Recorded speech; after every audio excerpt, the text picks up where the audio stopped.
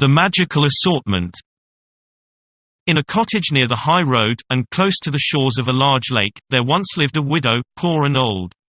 She was very poor, but her heart was rich in pride for her son, who was the joy of her life. He was a handsome lad with an honest soul. He earned his living by fishing in the lake and succeeded so well that neither he nor his mother were ever in want of their daily bread. Everyone called him the fisherman. One evening at dusk he went down to the lake to throw in his nets, and standing on the shore with a new bucket in his hand, waited to put into it whatever fish it might please gods to send him. In about a quarter of an hour or so he drew in his nets and took out 2 bream. These he threw into the bucket, and humming a merry song turned to go home. At that moment a traveller, poorly clad, with hair and beard white as the wings of a dove, spoke to him, saying, "Have pity on a feeble old man, obliged to lean on his stick, hungry and ragged. I beg you, in heaven's name, to give me either money or bread.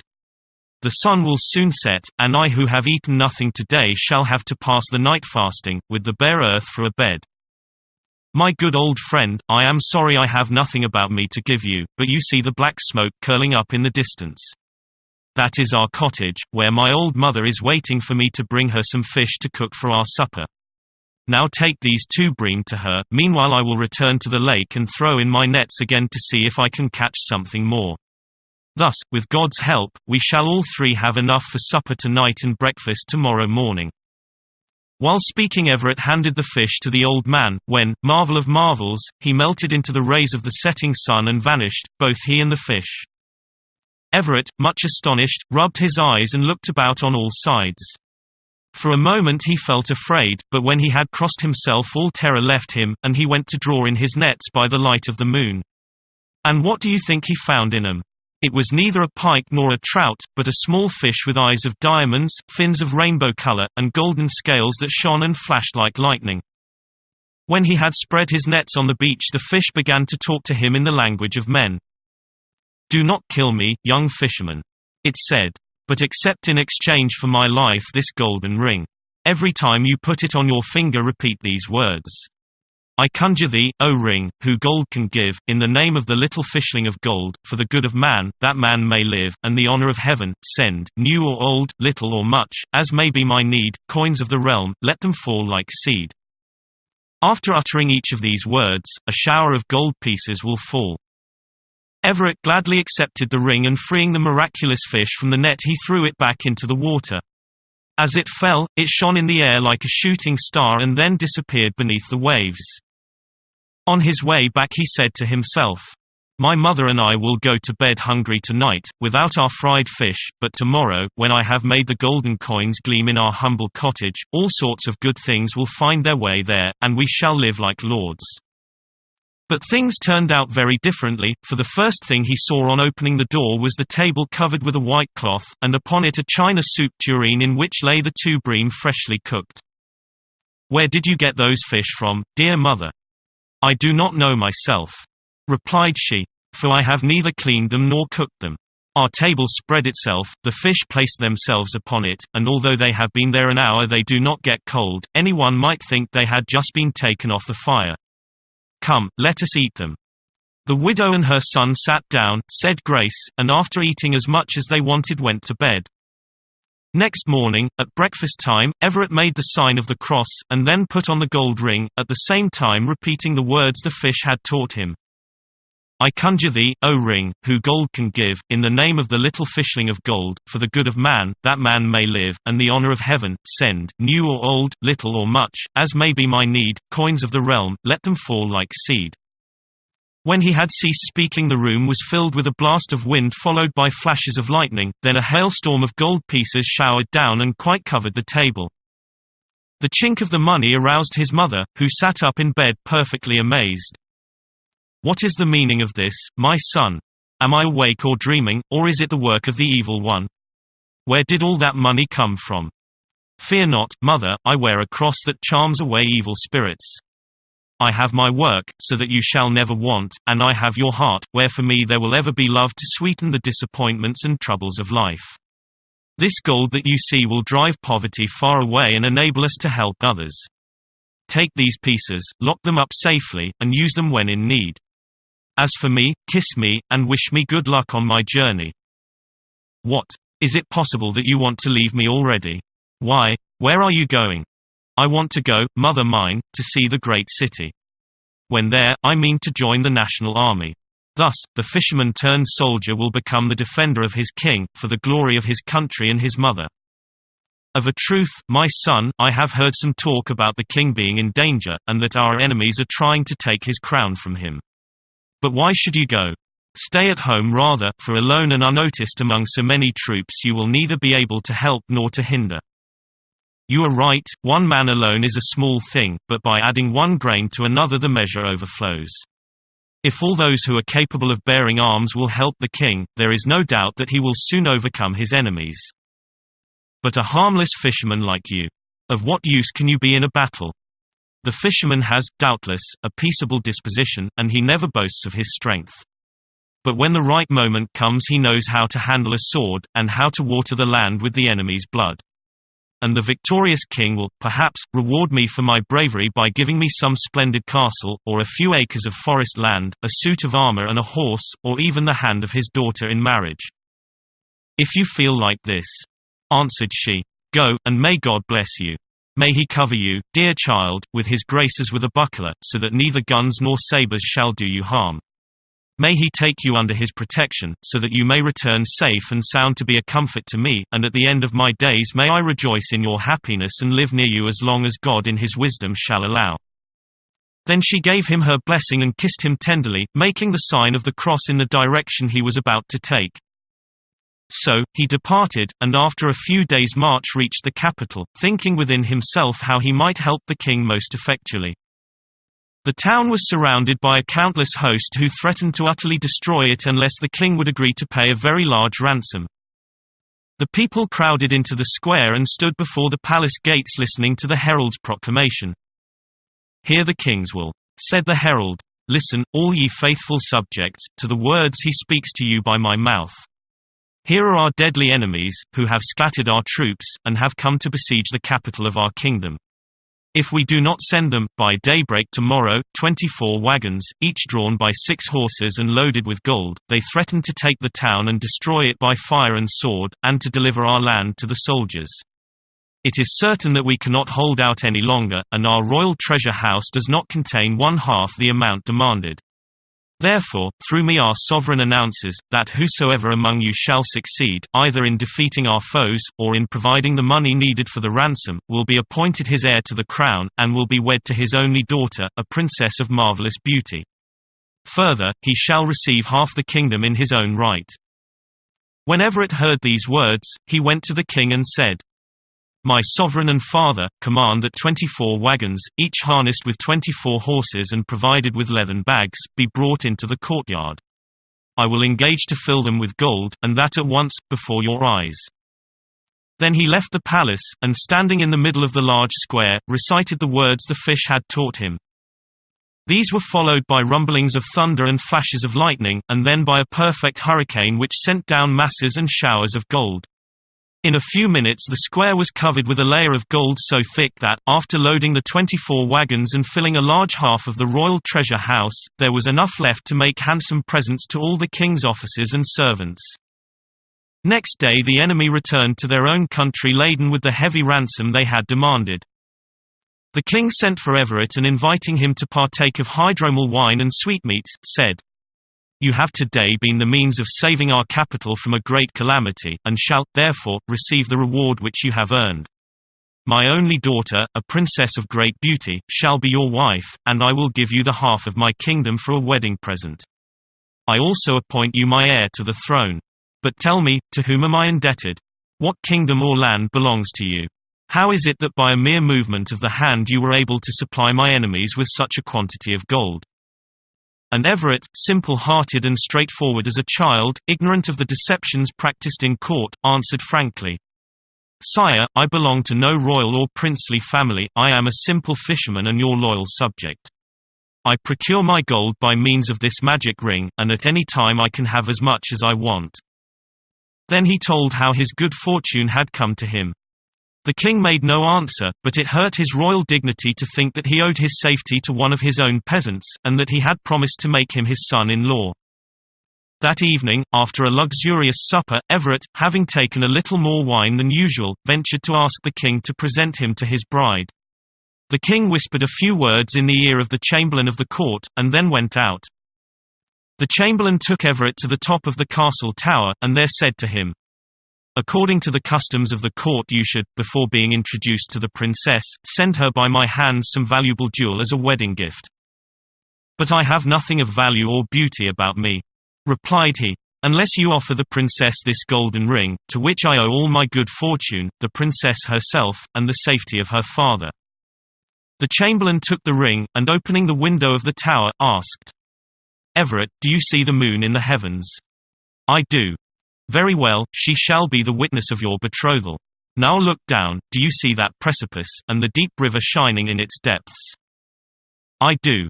"Very well, it shall be your bridal couch." So, saying, the chamberlain threw him into the deep abyss, shut the window, and ran to tell the king that there was no longer a suitor for the hand of his daughter. Everett, stunned by the force of his fall, reached the water quite senseless. When he came to himself and opened his eyes, he lay in a boat which at that moment was leaving the mouth of the river and entering the open sea. The very old man, to whom he had given the bream, was guiding the vessel with an oar. "My good old man, is it you? How did you manage to save me?" asked the astonished Everett. "I came to your assistance," replied the old man, "because he who shows pity to others deserves their help when in need of it. But take the oar and row to whatever place you wish."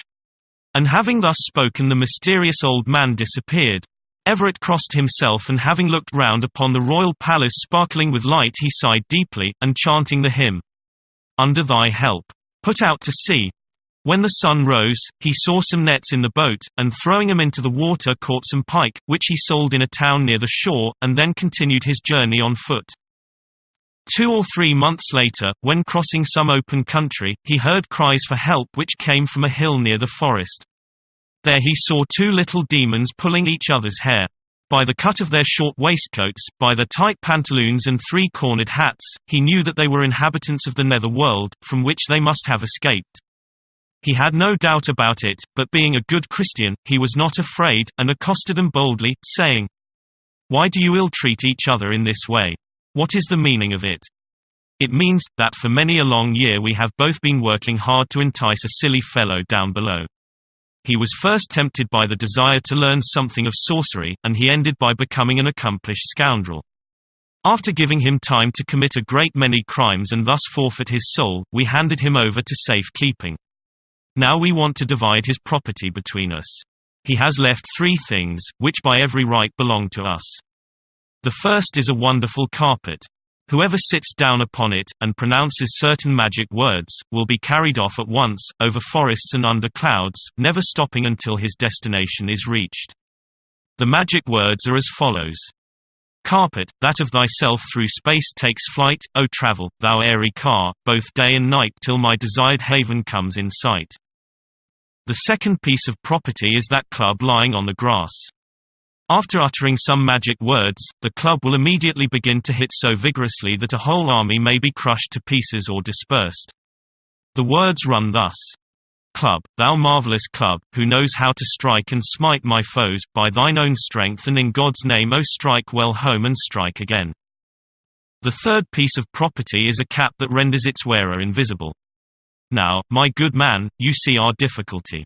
There are but 2 of us, and we are fighting to decide how these 3 lots may be divided into 2 equal parts. I can help you, said Everett, provided you will do as I tell you. Leave the 3 lots here just as they are, the carpet, the club, and the magic cap. I will roll a stone from the top of this hill to the bottom. Whoever catches it first shall have 2 lots for his share. What do you say? Agreed, cried the demons, racing after the stone that rolled and bounded on its way down. In the meantime, Everett hastily put on the cap, seized the club, and sitting down on the carpet, repeated the magic formula without forgetting a single word. He was already high up in the air when the demons returned carrying the stone and calling out to him to come and reward the winner. Come down and divide those things between us, they cried after him. Everett's only answer was the magic address to his club. This enchanted weapon then fell upon him and struck so hard that the country all around echoed with the sound of it. In the midst of screams and cries and clouds of dust they escaped at last, and the club, of its own accord, came back and placed itself at Everett's orders. He, despite the rapid motion, sat comfortably on the carpet with the cap under his arm and the club in his hand. Thus, they flew over forests, under clouds, and so high that seen from the earth they looked like a tiny white cloud. Within 2 or 3 days they stopped at the king's capital. Everett, with his cap on, descended into the middle of the courtyard. The whole place was in confusion and trouble, for the commander of the foreign army, encouraged by having so easily received such a large sum of money, had returned to the attack and again held the town in siege, declaring that he would destroy every house and slay all the inhabitants, not sparing even the king himself, unless he agreed to give him his only daughter in marriage. The terrified citizens crowded to the palace and besought His Majesty to do as they asked him, and so save them from such a fate. The king, standing on the balcony, addressed them thus: "Faithful and devoted people, listen to me. Nothing but a miracle can save us from this fearful calamity, yet it has happened that the most powerful assailants have been forced to ask mercy of the most feeble. I will never consent to the marriage of my only daughter with my most hated and cruel foe. Within a few moments my guards will be ready for combat, and I myself will lead them against the enemy. If there be any among you who can win the victory, to him will I give my only daughter in marriage, the half of my kingdom for her dowry, and the heirship to the throne." When he had finished speaking, Everett ordered his club to fall on the foe, while the country round echoed and re-echoed to the blows by means of which it destroyed the besieging army. It was in vain that the brave commander shouted to his soldiers to stand their ground, for when he himself received 3 blows from the club he was obliged to make off as fast as possible. When the club had destroyed or driven away into the desert all the troops, it came back to its master. He, still wearing the magic cap, and with his carpet folded up under his arm and his club in his hand, made his way to the king's apartment. In the palace shouts of joy had succeeded the cries of fear which had been heard but a short while ago. Everyone was happy, and everyone congratulated the king upon his victory, as sudden and complete as it was unexpected. But the monarch, turning to his warriors, addressed them thus: "Victory! Let us rather return thanks to God. He who has won for us the victory has but to present himself and receive the reward he so richly deserves, that is, my beautiful daughter in marriage, the half of my kingdom, and the right of succession to my throne. These are the gifts that await this victorious hero. Where is he?" They all stood silent and looked from one to the other. Then Everett, who had taken off his cap, appeared before the assembly and said, "Behold, it was I who destroyed your enemies, O king. This is the second time that I have been promised the hand of the princess in marriage, the half of the kingdom, and the right of succession to the throne." The king, struck dumb with amazement, looked inquiringly at his chamberlain, then recovering his presence of mind he shook hands with Everett. "Your good health, my friend. By what happy fortune do you return safe and sound to my court? The chamberlain told me that through your own carelessness you had fallen out of the tower window. In truth, we mourned you as dead. I should not have fallen out of the window if I had not been thrown down by your chamberlain. There is the traitor. I only escaped death through God's help, and I have just come to the palace in my air car." The king made a pretense of being angry with the guilty chamberlain and ordered his guards to take him away to the dungeon cell. Then, with pretended friendship, he embraced Everett and led him to his own apartments. All the while he was thinking what he could do to get rid of him. The idea of having him, a mere peasant and one of his own subjects, for a son-in-law was most repugnant to him, and hurt his kingly pride. At last he said, "The chamberlain will most certainly be punished for his crime. As for you, who have twice been my savior, you shall be my son-in-law. Now the customs observed at court demand that you should send your bride a wedding gift, a jewel, or some other trifle of value. When this has been observed, I promise to give my blessing on the marriage, and may you both be happy and live long. I have no jewel worthy of the princess's acceptance. I might have given her as much gold as she wished, but your chamberlain took my magic golden ring from me. Before insisting upon its return, something else might be done. I thoroughly appreciate the value of your marvelous flying carpet. Why should not we both sit on it and make an excursion to the Valley of Diamonds? There we can obtain stones of the finest water, such as no one in the world has ever possessed. Afterwards we will return here with your wedding present for my daughter." The king then opened the window, and Everett, spreading out his carpet, repeated the magic words. Thus, they took flight into the air, and after traveling 1 or 2 hours began to descend at their destination. It was a valley surrounded on all sides by rocks so steep and so difficult of access, that, except by God's special grace, no mortal man imprisoned there could possibly escape. The ground was strewn with diamonds of the finest quality. The king and Everett found it easy to make a large collection, picking and choosing, gathering and arranging them upon the carpet. When they had put together all there was room for, the king sat down, and pointing to a large diamond shining at a little distance, said to Everett, "There is yet a more splendid one by the stream yonder. Run, my son-in-law, and bring it here, it would be a pity to leave it." The man went for it, while the king, taking advantage of his absence to pronounce the magic words, seated himself on the carpet, which lifted itself up, and floating like an air car above the forest and under the clouds, descended by one of the palace windows. His joy knew no bounds, for he now found himself not only free from his enemies and rid of the embarrassing presence of Everett, but also the possessor of the richest and most beautiful collection of diamonds in the world. By his orders they were put away in the caves of the royal treasure house, and with them the magic ring and the flying carpet. Meantime Everett had returned with the diamond and had stood aghast to see the carpet vanishing away in the distance. Wounded at the ingratitude and indignant at the perversity of a prince for whom he had done so much, he burst into tears. And, indeed, he had good reason to weep. For he had but to look at the enormous height of the polished rocks to be convinced of the impossibility of climbing them. The vegetation, too, was so scanty that it could only provide him with food for a very short time.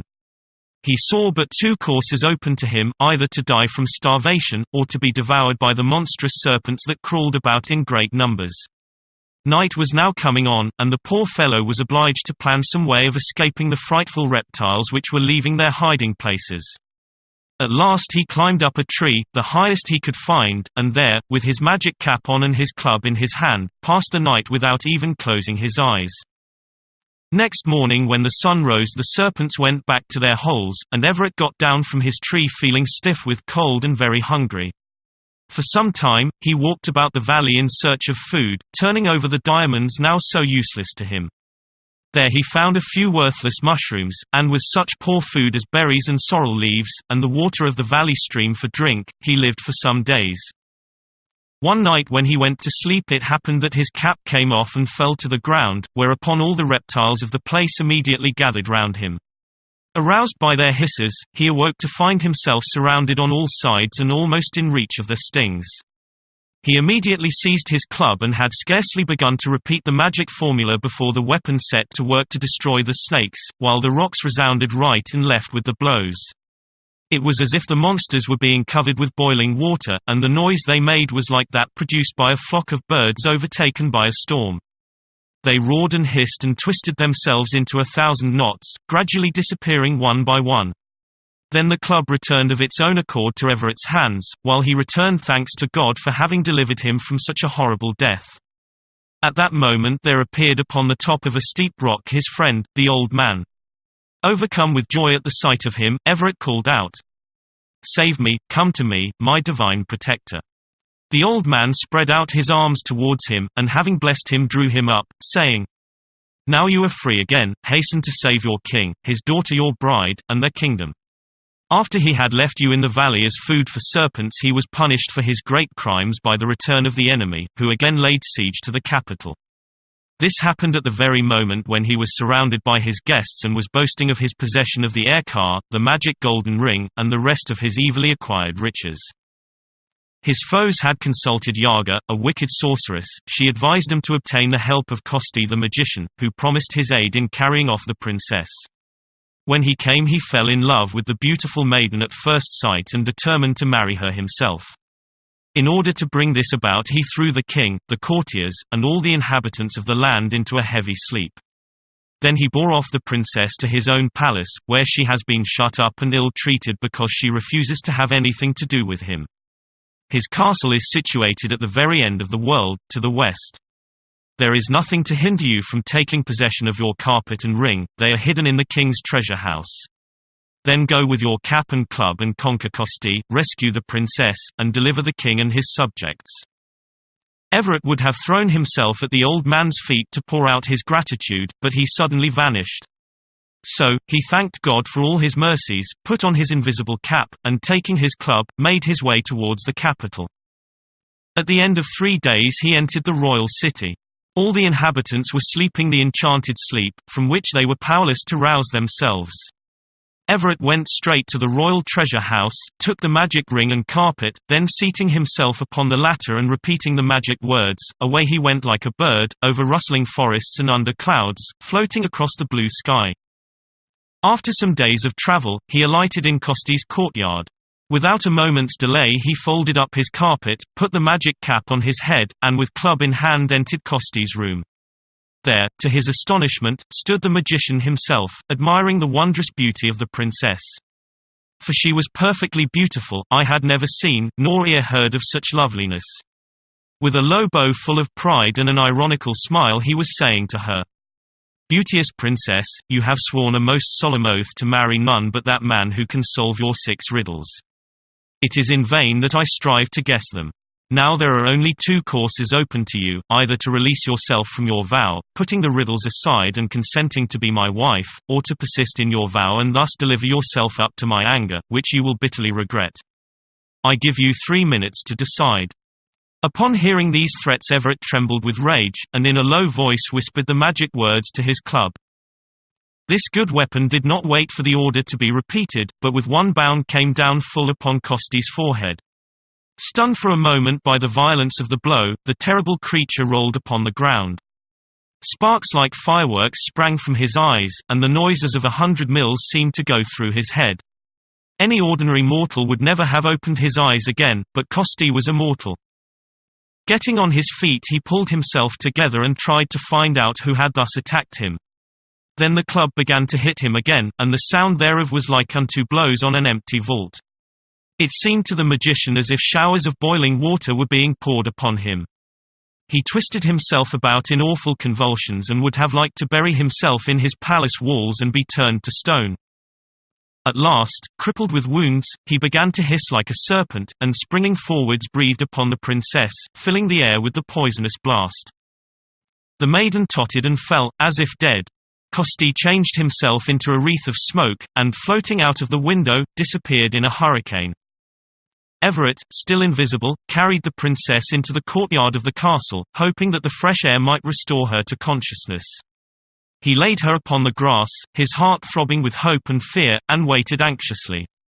Suddenly a raven and his nestlings, attracted by the sight of a dead body, and not being able to see Everett, came by croaking.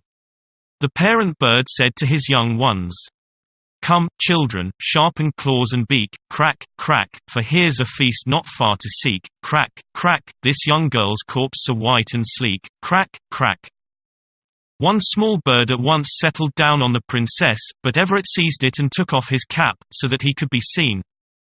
"Everett," said the father raven, "let go my dear birdling and I will give you anything you want. Then bring me some of the life-giving water." The raven flew away and returned in about an hour, carrying in his beak a tiny bottle of the water. Then he again begged to have his nestling back. "You shall have it as soon as I have proved that the water is of the right sort." So saying, he sprinkled the pale face of the princess. She sighed, opened her eyes, and blushing at the sight of a stranger, got up and said, "Where am I? Why, how soundly I have slept.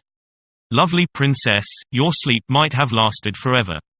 Then he told her his story, how he had been thrown into the river, abandoned in the Valley of Diamonds, and so on, relating at full length all the marvelous events that had taken place. She listened attentively, then, thanking him for all he had done for her, placed her hand in his and said, "In the garden behind the palace is an apple tree that bears golden fruit. A guzzler that plays of its own accord hangs on its branches and is guarded day and night by 4 guards. Now the music from this guzzler has the wonderful power of restoring health to invalids who listen to it, and happiness to those who are sad. That which is ugly becomes beautiful, and charms and enchantments of all kinds are broken and destroyed forever." Everett put on his invisible cap and went into the garden in search of the guards. Before going up to them he addressed the magic words to his golden ring, and after a short thunderstorm a shower of gold covered the ground. The guards, greedy of wealth, threw themselves upon it, snatching from each other handfuls of the golden rain. While thus engaged, Everett unhooked the guzzler from the branches and hurried off into the courtyard with it. There he unfolded his carpet and, sitting down upon it with the princess at his side, flew high up into the air. He had not forgotten to bring with him the cap, the club, and the ring. The princess took care of the guzzler. They floated across the blue sky, above the rustling forests and under the clouds, and in a few days arrived at the palace. There they descended, but the people still lay wrapped in the enchanted sleep, from which they seemed to have no power of awakening. The silence of the tomb reigned around. Some of the officers were sitting, others standing, all motionless and rigid, and each one in the position he occupied when last awake. The king held a goblet filled with wine, for he had been giving a toast. The chamberlain had his throat half filled with a lying tale, which there had been no time to finish. One had the end of a joke upon his lips, another a dainty morsel between his teeth, or a tale ready cooked upon his tongue. And it was the same in all the villages throughout the length and breadth of the land. All the inhabitants lay under the enchanted spell. The labourer held his whip in the air, for he had been about to strike his oxen. The harvesters with their sickles had stopped short in their work. The shepherds slept by the sheep in the middle of the road. The huntsman stood with the powder still alight on the pan of his gun. The birds, arrested in their flight, hung in mid-air. The animals in the woods were motionless. The water in the streams was still. Even the wind slept. Everywhere men had been overtaken in their occupations or amusements. It was a soundless land, without voice or movement, on all sides calm, death, sleep. Everett stood with the princess at his side in the banqueting hall where slept the king and his guests. Taking the magic guzzler from the maid, he pronounced these words. O guzzler, play, and let thy sweetest harmonies resound through hall and cot, o'er hill and dale, and all the country round. That by the power and beauty of thy heavenly tones and song awakened may these sleepers be who sleep too well, too long. When the first tones of music burst forth, everything began to move and live again. The king finished proposing his toast. The chamberlain ended his tale. The guests continued to feast and enjoy themselves. The servants waited at their posts. In short, everything went on just as before, and as if nothing had happened to interrupt it. And it was just the same in all the country round. Everything suddenly awoke to life. The labourer finished ploughing his furrow. The haymakers built up the hay in ricks. The reapers cut down the golden grain. The hunter's gun went off and shot the duck. The trees rustled. The gardener went on with his work and his song. The rich, who thought only of enjoyment, entertained one another in luxury and splendor. Now when the king caught sight of his daughter leaning on Everett's arm, he could hardly believe his own eyes, and it made him very angry. But the princess ran to him, and throwing herself in his arms, related all that he had accomplished. The monarch's heart was softened, and he felt ashamed. With tears in his eyes he drew Everett towards him, and before the assembled company thanked him for having the third time saved his life. God has punished me for my ill treatment of you, said he, yet he is generous and forgives. I will fulfill all your wishes. He then added that the wedding feast should be held that very day, and that his only daughter would be married to Everett. The princess was filled with gladness, and standing with her father's arms round her, said, I cannot, however, break my word. When in Costi's palace I made a vow to bestow my hand only on that man who should guess the 6 riddles I put to him. I am sure the heroic man, who has done so much, will not refuse to submit to this last trial for my sake. To this Everett bowed a willing assent. The first riddle was, without legs it walks, without arms it strikes, without life it moves continually. A clock. He answered promptly, and to the great satisfaction of the princess, to whom this good beginning seemed to presage a happy ending. The second riddle ran thus. Without being either bird, reptile, insect, or any animal whatsoever, it ensures the safety of the whole house. A bolt, said her lover. Good. Now this is the third. Who is that pedestrian who walks fully armed, seasons dishes, and in his sides has 2 darts? He swims across the water without the help of a boatman. A lobster. The princess clapped her hands and begged him to guess the fourth. It runs, it moves along on two sides, it has but one eye, an overcoat of polished steel, and a tail of thread. A needle. Well guessed. Now listen to the fifth. It walks without feet, beckons without hands, and moves without a body. It must be a shadow. Exactly, said she, well pleased. Now you have succeeded so well with these 5, you will soon guess the 6th. It has 4 feet but is not an animal. It is provided with feathers and down but is no bird. It has a body, and gives warmth, but is not alive. Single quote. It is certainly a bed, exclaimed Everett. The princess gave him her hand. They both knelt at the king's feet and received his fatherly blessing, after which he with a large wedding party accompanied them to the church. At the same time messengers were sent to bring Everett's mother to the palace. The marvelous guzzler played the sweetest music at the marriage feast, while the old king ate and drank and enjoyed himself and danced like a madman. He treated his guests with so much kindness and generosity that to this very hour the happiness of those who were present is a thing to be talked about and envied. Now you see what it is to love virtue and pursue it with energy and courage. For by so doing a mere peasant, a poor simple fisherman, married the most lovely and enchanting princess in the whole world. He received, besides, half the kingdom on his wedding day, and the right of succession to the throne after the old king's death.